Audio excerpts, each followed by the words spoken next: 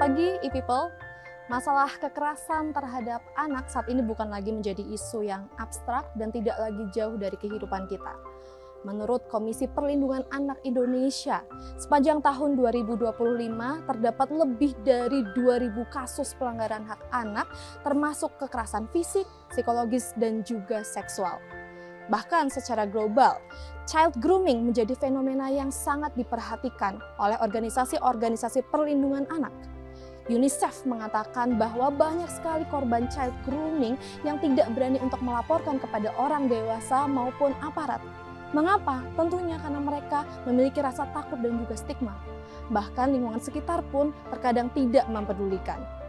Di Indonesia sendiri, fenomena child grooming kembali mengemuka ke publik karena adanya pengalaman yang diulas oleh seorang publik figur yang kemudian menekan untuk masyarakat bisa memperkuat kembali kekuatannya agar bisa melindungi anak-anaknya dari kegiatan manipulatif dari seorang oknum yang berpotensi menjadi potensi pelaku child grooming.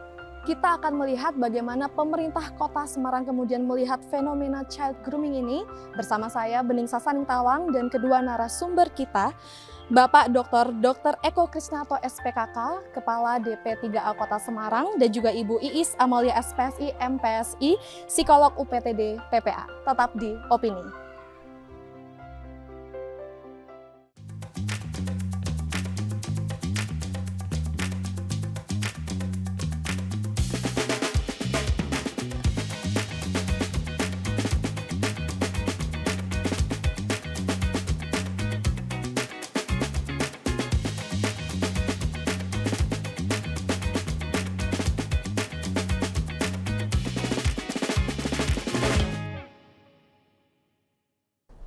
Halo e-people, masih di Opini. Saat ini saya sudah bersama kedua narasumber kita hari ini, Bapak Dr. Eko Krisnarto SPKK, Kepala Dinas Pemberdayaan Perempuan dan Perlindungan Anak. Selamat pagi Bapak. Pagi Mbak. Dan juga bersama Ibu Iis Amalia SPSI MPSI, Psikolog UPTD PPA. Selamat pagi Ibu. Selamat pagi. Terima kasih Bapak dan Ibu telah hadir bersama kami di Opini di tengah ramainya perbincangan yang akhirnya mencuat istilah child grooming ya Bapak Ibu, karena ada seorang public figure yang kemudian membuat suatu karya tulis terkait dengan kisahnya dan menjadi perhatian di masyarakat begitu. Bahkan banyak masyarakat yang baru pernah mendengar istilah child grooming itu sendiri. Nah, Bapak Eko, mungkin di pemerintah Kota Semarang ini, bagaimana sih pemerintah Kota Semarang mendefinisikan child grooming dan sebenarnya bagaimana pemerintah Kota Semarang melihat fenomena child grooming ini? Oke, makasih Mbak. Jadi child grooming ini adalah proses pendekatan dan manipulatif dari orang dewasa kepada anak-anak. Baik. Dengan tujuan pendekatan ini adalah orang dewasa itu mendapat kepercayaan, kemudian ada kelekatan, kedekatan emosional dan ketergantungan, dan itu dipakai oleh orang dewasa itu untuk kepentingan yang tidak baik, terutama kepentingan untuk seksual. Jadi itu. Nah, pendekatan ini itu bisa secara langsung dan secara tidak langsung. Kenapa saya beritakan tidak langsung? Karena kita sudah hidup di era digital. Jadi lebih banyak sekarang itu pendekatan, kenalan itu secara digital. Nah, karena secara digital itu kita ketahui bahwa 145 juta penduduk Indonesia itu memakai media sosial. Jadi itu akan membuat menjadi lebih mudah aksesnya untuk memperkenalkan diri, seakan-akan orang dewasa itu nanti memberikan perhatian setelah perkenalan, kemudian dari say hello, kemudian perhatian dan sebagainya, sehingga si anak itu secara tidak sadar nyaman pertemanan itu dan dia tidak diketahui bahwa ada udang di balik batu dari orang dewasa tersebut. Berarti kata kuncinya itu adalah manipulasi ya, Ya, Bapak. Ada proses betul. manipulasi yang kemudian membuat si anak ini menjadi nyaman. Betul. Dan akhirnya mau untuk mengikuti kata-kata dari pelaku child grooming itu Iya, sendiri ya, karena ada Bapak. kedekatan secara emosional Baik. tadi. Bapak tadi juga menyebutkan bahwa child grooming itu tidak hanya terjadi secara langsung, tetapi juga bahkan di era digital ini juga marak terjadi melalui media sosial mungkin, Iya. atau game online juga mungkin Bapak bisa. Iya, bisa. Karena pendekatan pendekatan secara tidak langsung dari orang dewasa itu kan tahu anak itu suka apa, suka misalnya diajak main game online bareng dan sebagainya. Nah, dengan pendekatan secara tidak langsung, maka anak itu menaruh kepercayaan. Yang saya bilang ada keterikatan emosional dan sebagainya, sehingga ketika sudah terjadi kepercayaan itu, maka orang dewasa manipulatifnya akan muncul. Artinya apa? Oh, ini sudah kami dekat. Maka secara nanti ke depannya dia akan menggunakan cara itu dan anak tersebut akan dijadikan objek seksual atau gangguan seksual dan sebagainya. Demikian. Baik Bapak, kalau di pemerintah Kota Semarang sendiri, bagaimana DP3A kemudian melihat data dari tren kasus yang sedang viral saat ini ya, kaitannya dengan child grooming, apalagi tadi kita ketahui bersama bahwa child grooming ini terjadi bukan hanya secara langsung tetapi juga secara digital Bapak. Iya, oke. Jadi kalau kita lihat data di DP3A tahun 2024, kekerasan terhadap anak itu sekitar 91 kasus. Tahun 2025 itu naik 165 kasus atau naik sekitar 55%. Nah, kasus kekerasan itu sekarang itu di Kementerian Perlindungan Perempuan Anak, nomor 1 itu adalah kekerasan dalam rumah tangga. Nah, nomor 2 itu kekerasan KBGO. Ya, mungkin banyak yang baru tanya, apa itu KBGO? Kekerasan berbasis gender online. Gender online. Ya, secara online. Online itu berarti ada pemakaian digital. Betul. Nah, itu jadi tadi perkenalannya lewat situ, kemudian juga bisa kekerasan dengan gender online itu manifestasinya adalah satu. Mungkin Mbak kita dengar ya, ada sekarang itu dengan AI orangnya fotonya diganti, wajahnya diganti. Nah, itu sebenarnya termasuk dari KBGO. Nah, apakah child grooming itu bisa masuk di situ? Bisa. Luas sekali Mbak itu. Sehingga kita sebagai DP3A merupakan bagian dari pemerintah Kota Semarang yang khusus menangani pemberdayaan perempuan dan kekerasan anak. Kita sedang fokus di situ. Bagaimana kita mencegah kekerasan pada perempuan dan anak. Yang kedua juga kalau terjadi kekerasan, bagaimana kita mendampingi dan mengelola kekerasan pada perempuan dan anak. Betul begitu sekali Pak Eko. Jadi tadi ternyata saya pun juga baru mendengar ya bahwa ada rekayasa AI, ada manipulasi AI juga bisa akhirnya dimanfaatkan secara tidak baik dan mengarah ke child grooming juga ya Bapak. Betul. Dan menurut Pak Eko nih, orang-orang di luar sana yang belum memiliki kesadaran, yang masih belum paham betul terkait dengan child grooming ini, penyebabnya itu apa sih Pak Eko? Ya, penyebabnya itu kita memang hidup di era digital ya. Terus kemudian kita lihat bahwa pemberdayaan keluarga itu di dalam keluarga itu asik sendiri-sendiri, ya sehingga baik orang tua, bapak dan ibu itu asik dalam dunianya, kemudian kadang-kadang melupakan anak butuh remaja butuh pendampingan, tempat ngobrol, tempat ngomong itu seakan-akan menjadi barang langka. Sebagai contoh, kenapa saya mengatakan itu, dalam satu meja makan itu semua memegang handphone sendiri-sendiri. Nah, sehingga kuantitas ada tapi kualitas nggak ada.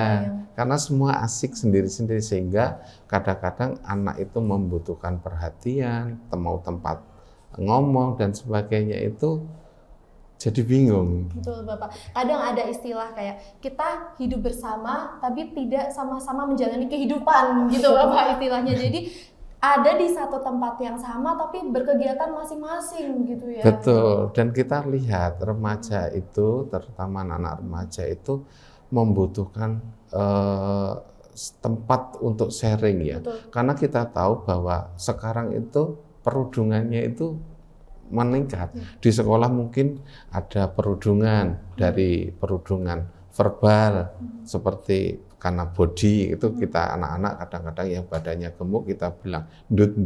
Nah, itu sebenarnya perundungan. Tapi di satu sisi anak-anak itu butuh tempat untuk mencurahkan hatinya. Nah, kadang-kadang kurang. Tidak. Nah, karena ini kurang, maka anak juga melihat dalam media sosial. Nah, itulah media online. Nah, itu ada orang yang memberikan perhatian. Nah, betul. itu. Nah, kalau perhatiannya dari orang itu normal, baik, nggak apa-apa. Tapi kalau manipulatif, nah inilah akan terjadi kelekatan secara emosional. Jadi sebenarnya dari sisi anak itu tersendiri sebenarnya dia ingin mencurahkan gitu, cuman karena situasinya mungkin keluarganya yang membuat dia akhirnya aduh kayaknya nggak bisa deh aku curhat ke orang tua aku, akhirnya dia mencari perhatian di luar sana yang bisa memperhatikan dia lebih daripada di rumah gitu ya Bapak. Betul. Gitu. Lalu bagaimana Bapak peran pemerintah Kota Semarang ini untuk mencegah terjadinya child grooming atau bahkan juga untuk menanggulangi child grooming ini Bapak? Ya, DP3A itu mempunyai tugas, salah satunya adalah preventif, responsif ya. Preventif itu mencegah. Mencegah itu bagaimana kita mensosialisasikan kepada keluarga, kepada terutama anak-anak sekolah. Karena kita tahu Mbak, salah satu tugas dari DP3A selain mencegah kekerasan pada perempuan dan anak, kita lihat bahwa tren kecenderungan bahwa kesehatan mental remaja itu mengalami peningkatan. Betul. Sadar atau tidak sadar kita itu bahwa ternyata anak-anak itu yang sekolah menengah pertama maupun atas itu juga mempunyai kesehatan mental yang tinggi ya kita itu. Nah, salah satunya adalah kita memberikan sosialisasi di sekolah-sekolah. Yang kedua adalah bagaimana ketika sudah terjadi kekerasan itu silahkan lapor di UPTD yang ada di bawah DP3A. Jadi bisa langsung di hotline-nya 112 ya Mbak, bisa langsung ke hotline telepon atau langsung itu. Nah, kedua karena bagaimana kalau kita pemerintah Kota Semarang, salah satunya adalah bagaimana kita melakukan kolaboratif, memberikan terhadap UPD-UPD yang lain seperti kita kerjasama dengan Disdik, kita kerjasama dengan Dinas Kesehatan dan sebagainya, yang intinya adalah bagaimana mengurangi angka kekerasan pada perempuan dan anak di Kota Semarang. Baik, bagus sekali. Sepertinya tadi kita sudah mendengar dari Pak Eko ya bahwa pemerintah Kota Semarang itu tidak diam saja ya, bahwa pemerintah Kota Semarang tentunya melakukan internalisasi mulai dari sosialisasi agar masyarakat itu semakin teredukasi dengan fenomena ini dan tahu kemana harus melapor. Mungkin nanti kita akan bahas lebih lanjut tentang pelaporan itu, Pak Eko. Tapi untuk saat ini kita boleh bergeser ke Ibu Iis sebagai psikolog di UPTD PPA. Selamat pagi Ibu. Selamat pagi Mbak. Baik Ibu, tadi kita sudah berbincang banyak ya Pak Eko, kita melihat bagaimana child grooming ini dari kacamata pemerintah Kota Semarang gitu ya. Mungkin saatnya kita untuk mendengar dari Bu Iis secara psikologis fenomena child grooming itu apa gitu dan bagaimana kemudian fenomena ini bisa mencuat ke masyarakat.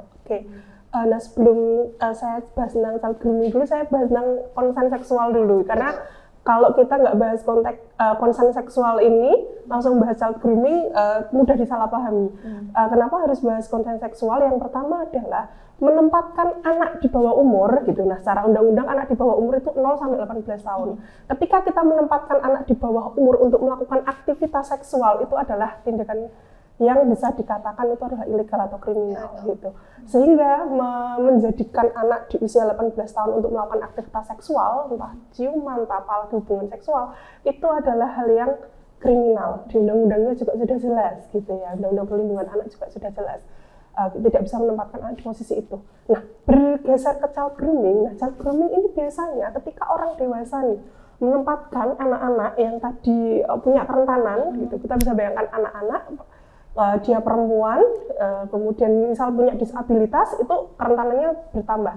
Nah, ketika menempatkan anak-anak ini yang posisinya rentan itu di dalam aktivitas seksual, kemudian dia dimanipulasi, kemudian dia dibujuk, seolah-olah orang dewasa hadir sebagai penolong, hadir sebagai hero gitu ya. Kemudian didekati, seolah-olah dekat, kemudian dia diajak untuk melakukan aktivitas seksual. Nah, itu child grooming gitu ya.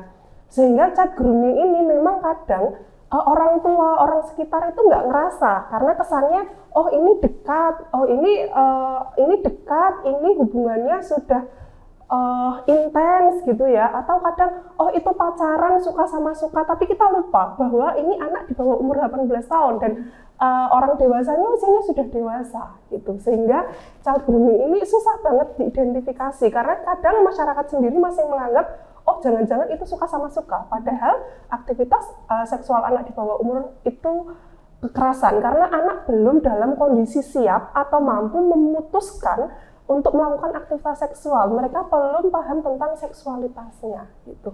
Nah, apalagi dengan cara manipulatif. Nah, itulah yang disebut child grooming. Oke, berarti tadi kita sedikit meng-highlight bahwa terdapat sisi seksualitas ya Ibu dalam fenomena child grooming ini, dan itu terjadi di bawah usia 18 tahun ya. Baik itu mau suka ataupun tidak, itu tetap dikategorikan sebagai child grooming, kekerasan seksual ketika pada akhirnya menuju pada niat yang tidak baik ya Ibu. Lalu tadi juga kita mendengar tentang kerentanan ya Ibu. Kerentanan bagaimana sih yang dimiliki anak-anak itu Ibu yang kemudian akan mudah untuk dimasukkan manipulasi-manipulasi? Oke. Yang pertama, kita hidup di budaya ini, kita perempuan aja udah rentan ngalamin kekerasan seksual, ditambah anak-anak. Kenapa anak-anak itu sangat rentan? Karena anak-anak ini kadang dia cara berpikirnya belum cukup matang, ketika dia mengambil keputusan juga belum dalam kondisi siap, apalagi ketika dia belum paham seksualitasnya. Sehingga anak itu mudah banget dihadapkan pada manipulasi. Sehingga banyak case ketika pelakunya ini adalah manipulatornya atau yang melakukan groomers, bahasanya groomers ya. Itu kadang anak bahkan ketika orang tuanya melaporkan, anaknya bisa nangis, Mbak. Enggak, ini omnya itu baik, kakaknya itu baik gitu. Karena apa? Mereka itu akan hadir sebagai hero tadi. Misalkan nih hal-hal yang harus kita anggap red flag ya bahasanya. Ketika kayak ini om kasih susu, cium dulu ya. Kan anak hanya melihat omnya baik, aku dikasih susu setiap hari, aku dikasih jajanan setiap hari. Tapi anak tidak tahu bahwa ketika tubuhnya disentuh, ketika dia ciuman tanpa izinnya, itu tidak boleh dilakukan. Karena pernah ada case yang aku seringnya dicium om, ciumnya bagaimana? Pipi kiri, pipi kanan, mulut, kemudian lidahnya dimasukin ke mulutku. Ini kan untuk anak-anak waktu itu usianya di bawah 5 tahun ya Mbak, menyatakan seperti itu. Apakah kita mewajarkan, ini karena sayang gitu, sedangkan ciumannya sampai, mohon maaf, lidah dimasukkan. Ini kan sudah anak, dan anak mengatakan itu kan omnya sayang. Nah ini kan berarti anak sudah dalam kondisi manipulasinya si pelaku gitu, sehingga kes-kes seperti ini sering. Apalagi kalau remaja ini kayak misalkan hadir gitu ya, targeting, ini anaknya broken home, atau anaknya kondisi keluarganya bermasalah nih, kemudian hadir, kamu kesepian ya, aku akan nemenin kamu, aku ngasih perhatian lebih, kamu mau cerita aku bisa ngasih gitu. Udah ditargeting, kemudian ini orangnya bikin nyaman ya, kemudian secara emosional kok membutuhkan. Kemudian pelaku membuat manipulasi bahwa aku tuh orang yang penting loh dalam hidupmu. Karena ketika aku orang yang penting, kamu harus ngikutin mauku, yuk kita aktivitas seksual yuk. Tanpa anak ini tuh paham bahwa aku tuh berhak loh ngomong no ketika aku nggak mau loh, ketika tidak menginginkan, aku tuh boleh menolak gitu. Tapi pelaku bilang kalau kamu nggak mau berarti kamu nggak sayang sama aku, kamu nggak cinta sama aku. Kamu punya siapa lagi toh selain aku, orang tuamu juga nggak sayang sama kamu. Akhirnya korban terjebak. Nah ketika terjebak ini kadang ketika kita nyelamatin mereka, itu mereka kayak enggak, ini tuh orang baik, aku nggak mau gitu, karena mereka sudah dalam kondisi manipulasi. Tetapi dampaknya adalah ketika mereka sadar bahwa mereka termanipulasi, itu secara psikologis jauh lebih berantakan, karena mereka akan mudah merasa bersalah, harga dirinya langsung turun, penilaian tentang dirinya atau self esteemnya langsung turun, dan membuat mereka itu juga jauh akan mudah punya dampak kondisi mental yang jauh lebih buruk. Baik, jadi tadi seperti yang sudah Bu Is jelaskan bahwa di sana ada ketidaktahuan, ketidaksadaran, dan bahkan ada dampak yang mungkin terjadi baik itu jangka pendek maupun hingga nanti jangka panjang gitu ya Bu Is. Nanti kita akan bahas lebih dalam terkait dengan ketiga hal tersebut, tetap di Opini.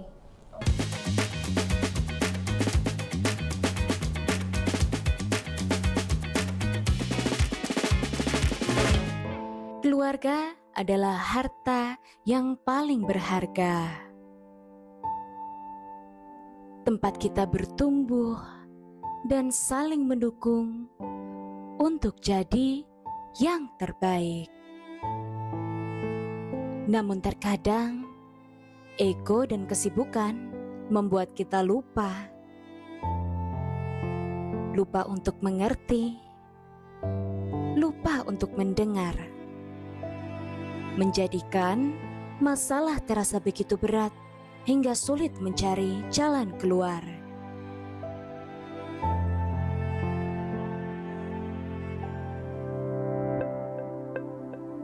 Tapi kini Anda tidak sendirian. Inilah Puspaga Semar, pusat pembelajaran keluarga yang hadir sebagai solusi hebat menuju keluarga sejahtera. Sebuah tempat di mana setiap orang tua, anak, dan semua anggota keluarga dapat menemukan ruang untuk berbagi, belajar, dan bertumbuh bersama. Puspaga Semar adalah layanan yang diberikan oleh pemerintah Kota Semarang melalui Dinas Pemberdayaan Perempuan dan Perlindungan Anak. Visi Puspaga Semar menjadi pusat layanan pembelajaran keluarga berbasis kesetaraan gender tanpa kekerasan dan pemenuhan hak anak.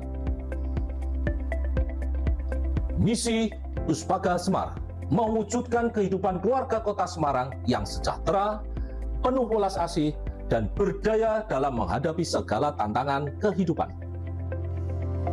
Puspaga Semar memiliki tugas dan fungsi untuk memberikan layanan bagi orang tua, calon orang tua, anak, dan keluarga rentan melalui pembelajaran dan peningkatan kapasitas keluarga. Fungsinya meliputi konsultasi dan konseling dengan psikolog profesional, layanan informasi atau bimbingan masyarakat, serta penjangkauan dan rujukan. Layanan ini dapat diakses secara gratis dengan datang langsung ke kantor Puspaga Semar di Jalan Durian Raya, Pedalangan, Banyumanik, Kota Semarang.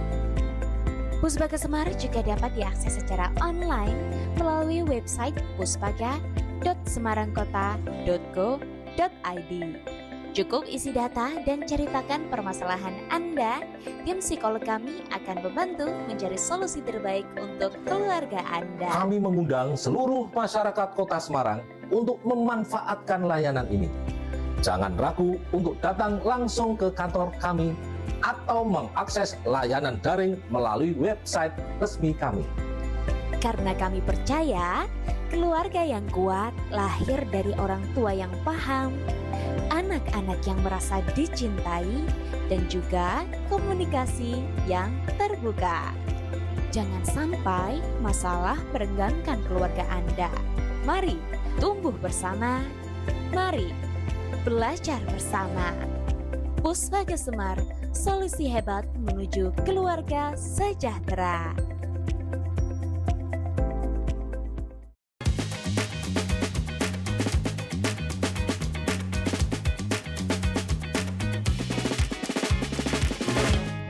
Baik, e-people masih di Opini bersama Bapak Eko dan juga Ibu Iis. Kita kembali ke Bapak Eko ya, Bapak. Tadi kita sempat menyinggung sedikit terkait dengan kanal pelaporan. Jika ada seseorang yang ingin menyampaikan keluh kesahnya terkait dengan fenomena child grooming ini, utamanya kita itu bisa lapor kemana sih Pak kalau di pemerintah Kota Semarang ini?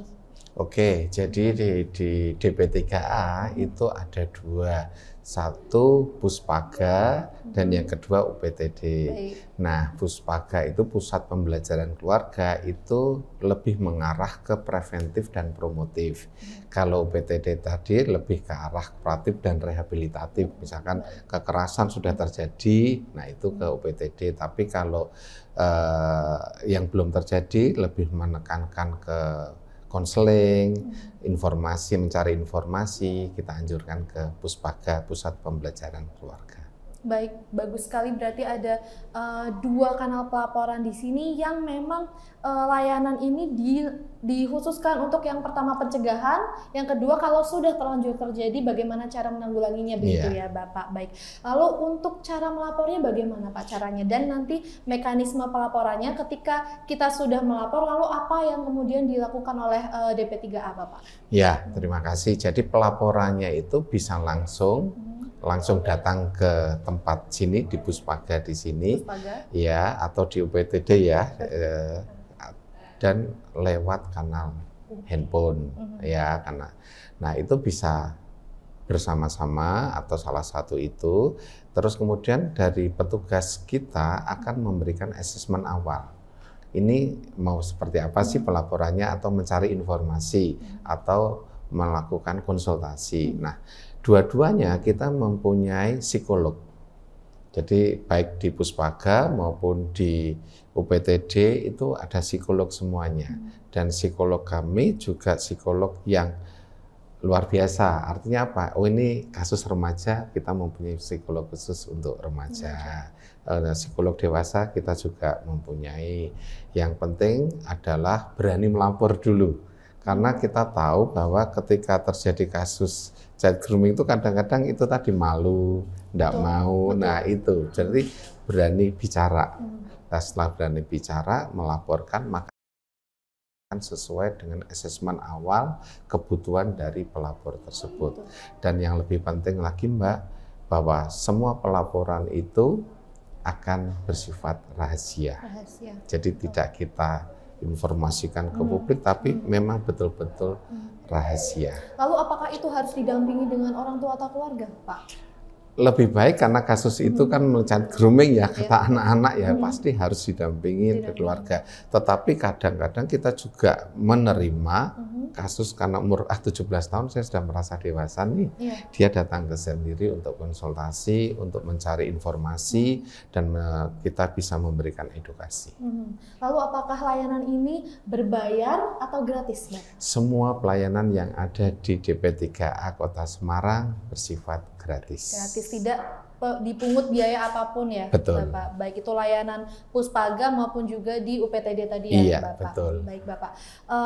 Lalu Bapak yang ingin kami ketahui juga, apakah ada kolaborasi yang dilakukan terkait dengan jalannya kedua layanan ini, Bapak? Mungkin dengan masyarakat, komunitas, wilayah, dan sebagainya, Bapak. Ya, pasti kita senantiasa melakukan kerjasama dan kolaborasi karena kita tahu bahwa DP3 tidak bisa menjalani sendiri, tidak bisa melakukan kegiatan itu sendiri. Kami butuh kerjasama.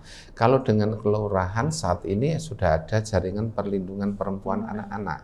Di situ kita bisa sampai kelurahan, RT, RW ketika terjadi kasus kekerasan, baik itu child grooming dan lain-lainnya, bisa melaporkan di JPPA yang ada di kelurahan. Yang kedua, kita kerjasama dengan Disdik di sekolah-sekolah, bagaimana kita melakukan sosialisasi, baik sosialisasi tentang perundungan, kekerasan terhadap perempuan dan anak, kemudian juga child grooming ini. Jadi kita senantiasa melakukan sosialisasi, tidak hanya kepada anak, tapi kepada orang tua. Nah, kenapa saya mengatakan? Karena perbedaan generasi ya, jadi generasi Z ini seperti ini, generasi orang tua yang itu seperti itu. Nah, bagaimana orang tua generasi dulu itu memahami generasi Z sekarang, dan generasi Z itu juga setidak-tidaknya mempunyai keberanian untuk memberikan aspirasi. Karena kalau kita paksa nggak bisa, Mbak. Anak remaja itu pikiran segini, dewasa itu segini. Nah, ini untuk memikirkan segini nggak bisa. Inilah yang harus mengerti generasi Z. Jadi seperti itu. Jadi ada kolaborasi dengan Disdik, kita ngundang anak dan kita ngundang orang tuanya, wali muridnya. Dan yang terakhir adalah di DP3A ini juga ada inovasi Garpu Perak, Gerakan Pria Peduli Perempuan dan Anak. Garpu Perak. Ya, sebagai contoh misalkan yang kemarin sudah bahwa mengambil rapot itu adalah ayahnya. Nah, karena kita pengen keterlibatan keluarga itu tidak hanya ibu dan anak, tapi ayah juga berperan. Ya, kita inginkan itu ketika ngambil rapot itu bersama-sama. Anak kita lihat seneng, anak SD, TK ngambil rapot, ayahnya mendampingi, menuntun, ibunya itu akan membuat si anak itu mulai punya kepercayaan diri. Oh ini. Nah, tapi kadang-kadang masih ya yang datang itu anaknya dulu terus ayahnya datang belakangan ngambil rapot itu sebenarnya bukan seperti itu. Tujuannya harusnya datang bersama begitu ya. Iya, yang kedua juga kalau ngambil rapotnya sendiri kan orang tuanya, ayahnya itu, oh inilah anak saya kok kurang ya, berarti kurang apa ya, dia menanyakan kepada anak. Tapi kalau bersama-sama itu kan diskusi, loh nilaimu baik dek. Nah, anak itu kalau dipuji sama ayah ibunya itu kan, iya seperti sekali, itu. Bapak. Lalu Bapak, apakah ketika nanti seorang anak itu melaporkan didampingi dengan keluarga atau orang tuanya, rahasianya terjamin akan keamanannya? Iya pasti, karena kita mempunyai prinsip bahwa yang tahu itu hanya psikolog yang menangani dengan pasien yang bersangkutan itu. Jadi tidak akan ada informasi keluar. Jadi kita memegang prinsip kerahasiaan. Dan banyak kok Mbak di Puspaga ini yang sudah melaporkan itu tidak hanya dari ibu anaknya, tapi orang tuanya yang membutuhkan pembelajaran di keluarga, mencari informasi, mencari edukasi, itu banyak yang datang dan tetap kita layani dan bersifat rahasia. Berarti konsultasinya itu bukan hanya terkait dengan fenomena child grooming ini saja ya, tetapi juga kekerasan terhadap perempuan, ibu misalnya, kekerasan terhadap anak, walaupun bukan spesifik kepada child grooming, tapi DP3A pun juga menerima jika ada yang ingin konsultasi terkait hal-hal tersebut, begitu ya, Bapak? Betul. Lalu dari PAKO sendiri mungkin ada pesan yang ingin disampaikan kepada masyarakat terkait dengan fenomena ini dan juga mengajak agar tidak takut untuk melapor, begitu Bapak? Iya, yang pertama adalah keluarga itu terdiri dari ayah, ibu, dan anak keluarga. Jadi semua mempunyai peran dan kami berharap keluarga itu mempunyai kepedulian. Jadi ayah juga peduli terhadap istri dan anak, istri juga peduli terhadap suami dan anak, anak juga peduli terhadap ayah dan ibu. Dan yang kedua adalah peka. Ya, jadi ketika ada perubahan pada si anak, ayah dan ibu itu peka. Anak saya kok murung ya, ini berarti ada suatu apapun. Nah, ketika peka, maka ada pendengaran, artinya anak boleh bercerita, orang tua mendengarkan. Tapi seringkali yang saya bilang tadi Mbak, ketika anak baru cerita, ibunya lebih banyak cerita, sehingga anak itu malah menjadi pendengar. Nah itu karena remaja itu pengen didengarkan. Jadi ketika dia bercerita, kedua orang tuanya harus mendengarkan. Dan yang lebih penting tadi, saling peduli masing-masing keluarga dan saling peka. Saling peduli, memiliki kepekaan, dan kalau misalnya memang si anak ini ingin bercerita, kita sebagai orang tua tentunya harus menerima dan mendengarkan ceritanya ya, betul. Bapak, karena itu adalah salah satu kunci juga untuk mencegah terjadinya hal-hal yang tidak kita inginkan, khususnya terkait dengan child grooming ini sendiri ya Bapak. Dan berbicara tentang kepekaan Bapak, izin kita bergeser ke Ibu Iis. Bu Iis, bagaimana caranya kita bisa mengenali bahwa seorang anak ini itu sepertinya dia ada di dalam fase manipulasi yang menuju ke arah child grooming. Seperti yang tadi kita sudah sempat bahas bahwa anak yang sedang dalam manipulasi itu kan dia dalam keadaan ketidaktahuan dan ketidaksadaran. Lalu bagaimana kita harus peka dan mengenalinya? Cara kita mengenali anak yang mengalami grooming, yang pertama biasanya anak yang mengalami grooming, terutama yang remaja, ini kan biasanya kata-kata manipulasinya adalah kamu kesepian, aku hadir buat kamu, kan gitu. Atau kata manipulasinya, aku suka kamu karena kamu tuh masih remaja tapi kok kelihatannya dewasa ya, gitu. Sehingga kebanyakan tuh anak-anak yang masih anak-anak atau remaja ini itu mereka berperilaku selayaknya orang dewasa, gitu. Atau biasanya dia dekat dengan satu sosok dan dia punya kelekatan emosi yang tidak wajar atau kelekatan emosi yang bergantung banget sama satu sosok ini. Gitu. Kemudian biasanya dia pelaku ini kan selalu mengatakan hubungan kita ini rahasia ya, jangan bilang ke orang-orang kalau kita udah melakukan aktivitas seksual dan sebagainya, kalau kita udah dekat dan sebagainya. Nah, biasanya anak-anak ini mulai menyembunyikan atau mulai punya rahasia gitu. Yang HP-nya yang awalnya mudah banget kita akses jadi nggak bisa di password lah, di apa, udah dikunci, kayak bener-bener tertutup gitu.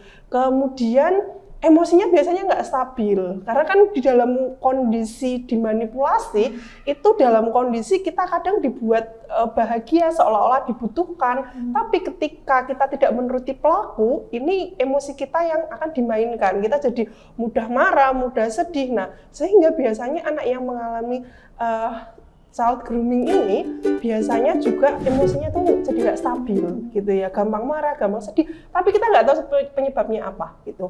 Kemudian kalau anak yang usianya nggak remaja tapi usia yang lebih kecil kayak tadi di bawah 10 tahun yang memang masih kanak-kanak awal atau kanak-kanak pertengahan, itu biasanya dia jadi punya kalimat atau istilah tentang seksualitas yang kadang kita nggak ketahui gitu ya. Kadang kayak misal anak-anak tiba-tiba pas main boneka atau apa, dia memainkan bonekanya itu dengan cara misalkan megang-megang, mencium-cium, diperagakan itu, atau dia kadang-kadang mengatakan hal-hal yang ini kok kata-kata orang dewasa, belum gitu. di belum di usianya, tapi dia udah bilang kayak tentang payudara lah, tentang alat kelamin. Nah, itu juga anak kita mungkin terpapar.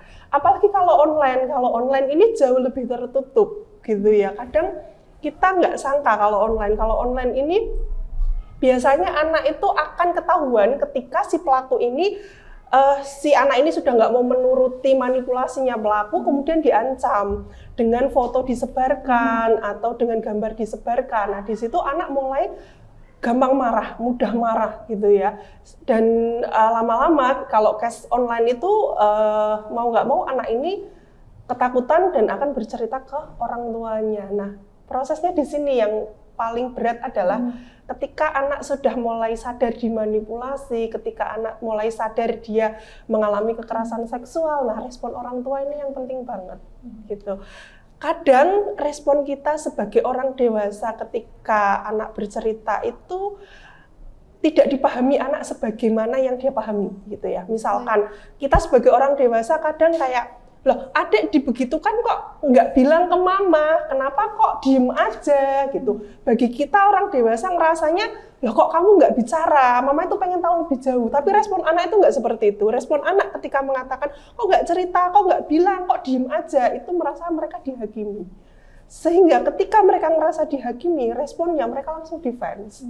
Mereka nggak akan mau cerita lebih lanjut. Mereka jauh lebih tertutup, jauh lebih pendiam. Mereka nggak bisa ngungkapin ketakutannya. Nah, di situ anak mulai merasa tertekan.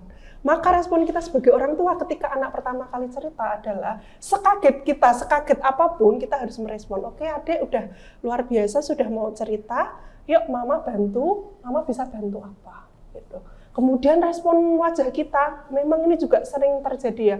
Ketika kita dapat anak cerita kayak gitu, kita langsung nangis, langsung berontak, langsung marah. Nah, respon ini langsung diterima anak juga. Oh, mamaku marah sama aku, mamaku benci aku, nggak suka aku.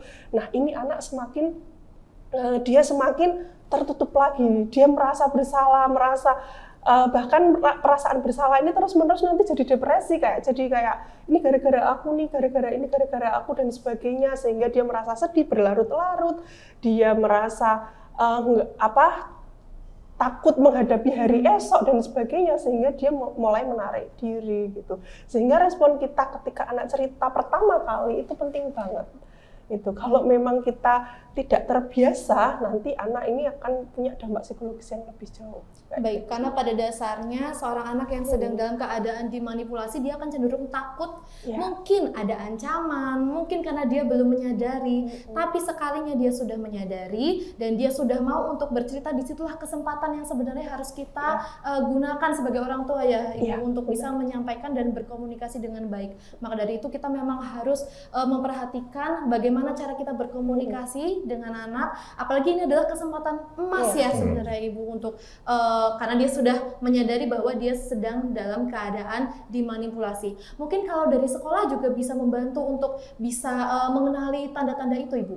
Ya kalau dari sekolah bisa jadi, karena mohon maaf ya, kadang case-case-nya ini adalah pelakunya adalah gurunya sendiri, pelakunya adalah orang di sekitar sekolah gitu. Sehingga kalau guru lingkungan itu ketika melihat, jangan ingat tadi di awal, hubungan aktivitas seksual anak di bawah umur itu kekerasan. Sehingga ketika melihat anak-anak punya kedekatan dengan orang dewasa, ini patut kita untuk aware, jangan merasa itu biasa saja, jangan merasa oh itu pacaran gitu ya, itu mereka suka sama suka, jangan seperti itu, karena anak di bawah umur kadang dimanipulasi orang dewasa untuk mau melakukan itu gitu. Mereka kadang kesepian, mereka kadang butuh kelekatan emosi yang nggak dia dapatkan dari rumah, dari lingkungan, atau anak-anak kadang pelaku kan targetingnya, oh anak ini sering dibully, jadi dia nggak punya temen, ya udah tak deketin gitu ya.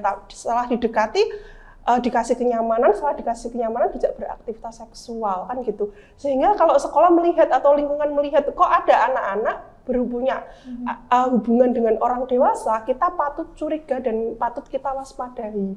Dan patut kita ajak juga ngobrol anak ini gitu, bahwa itu adalah hal yang tidak diperbolehkan gitu. Dan kita harus pahami juga, ini salah satu bentuk dari edukasi seksual adalah mengenalkan anak bahwa aktivitas seksual di bawah umur itu tidak diperkenankan gitu. Karena tanpa kita pahami itu, kita akan menormalisasi kekerasan. Dan guru pun juga boleh ya Bapak untuk melapor ke sangat boleh, sangat boleh ya. Beberapa kasus di UPTD PPA justru yang melapor adalah guru. Jadi kalau kanal pengaduan di UPTD PPA ini kan karena tadi Bapak sampaikan kolaboratif ya. Jadi dari berbagai lembaga itu sudah satu pintu ke kita. Kalau ada case itu pasti pendampingannya di kami. Di sekolah pun kalau misal ada case itu pasti kontak Mbak Iis, ini ada case-case-nya seperti ini, boleh dibantu gitu. Atau mungkin di rumah sakit, di kepolisian gitu ya, di Polsek, Polda ataupun Polrestabes, ketika ada kasus juga kontak kami. Di masyarakat juga sama.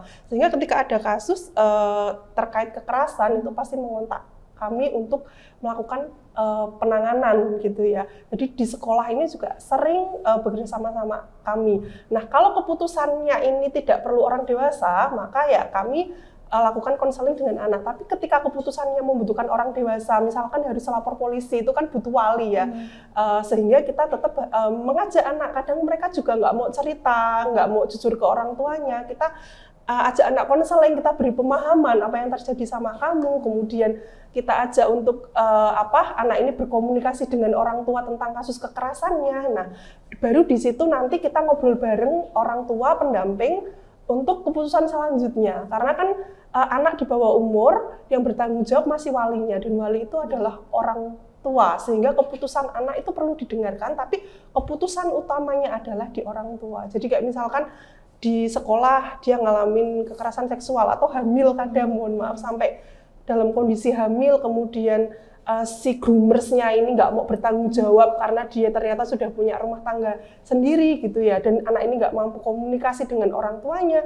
Kadang kita juga bantu untuk komunikasi ke orang tuanya, dan keputusannya kami serahkan ke orang tua, mau melaporkan ini ke ranah hukum atau bagaimana layanan yang diinginkan atau layanan kesehatan yang diberikan, itu juga kami serahkan ke orang tua untuk keputusannya. Selain kerahasiaan yang kita jaga, keputusan itu di tangan korban. Baik, betul sekali. Jadi bukan hanya pemerintah saja yang kemudian bertanggung jawab untuk menyelenggarakan layanan begitu ya Bapak Ibu, tapi juga orang tua, keluarga, bahkan sekolah, guru itu juga harus memiliki kesadaran bagaimana sih sebenarnya anak ini apakah sedang mengalami child grooming atau sedang mengalami kekerasan, bullying atau sebagainya. Itu juga harus memiliki kepekaan agar kita bisa membantu bersama-sama melaporkan melalui layanan pemerintah, khususnya di pemerintah Kota Semarang tadi ada layanan Puspaga untuk pencegahan ya, untuk konsultasi pencegahan, lalu juga ada UPTD PPA ya jika memang sudah terlanjur terjadi kekerasan ataupun child grooming dan kasus lainnya, itu bisa langsung dilaporkan melalui UPTD PPA. Dan